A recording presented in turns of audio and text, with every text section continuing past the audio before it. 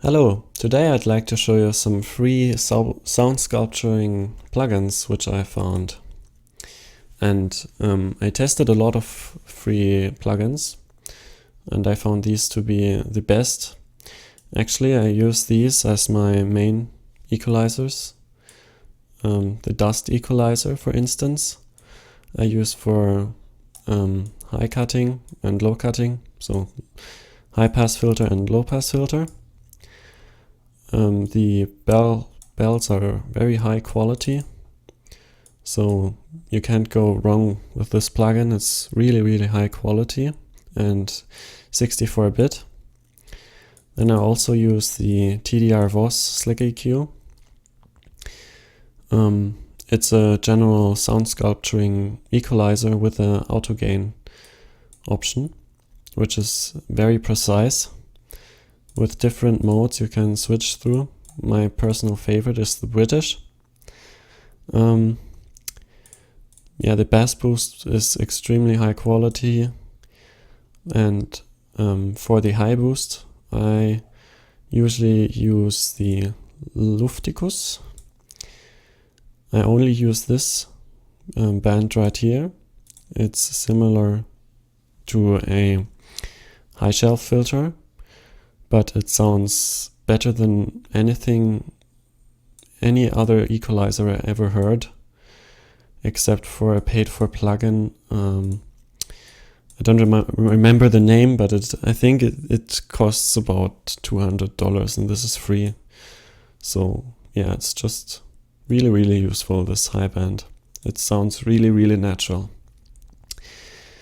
And in case you don't want to use this plugin, and you only want to sculpture the sound very simply with this here, with the TDR-VOS, you can use the high pass filter here in conjunction with the filter Grizzly filter. This filter is really great, and if you don't have a great CPU, it can make a bit of noise. Background noise.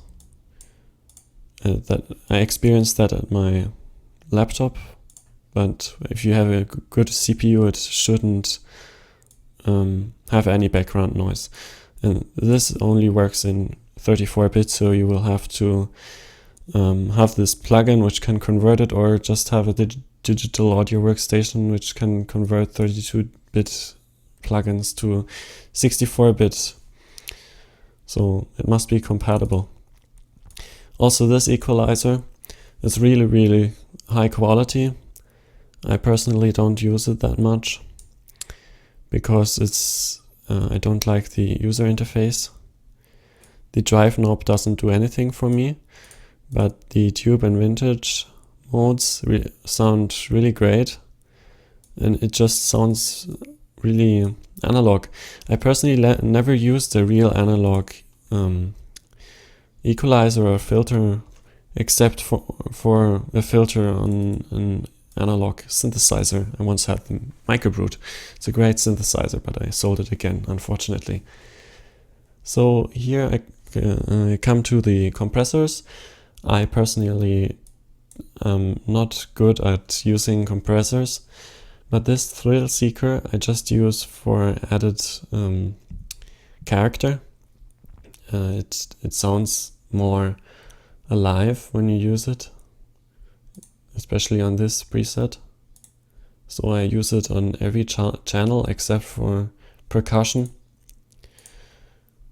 Then there's this plugin, again 32-bit, the modern fire chainer. It can also sound very natural on instruments. If you want more gain, like more perceived gain. Then there's this.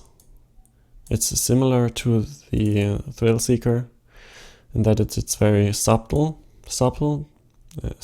Yeah.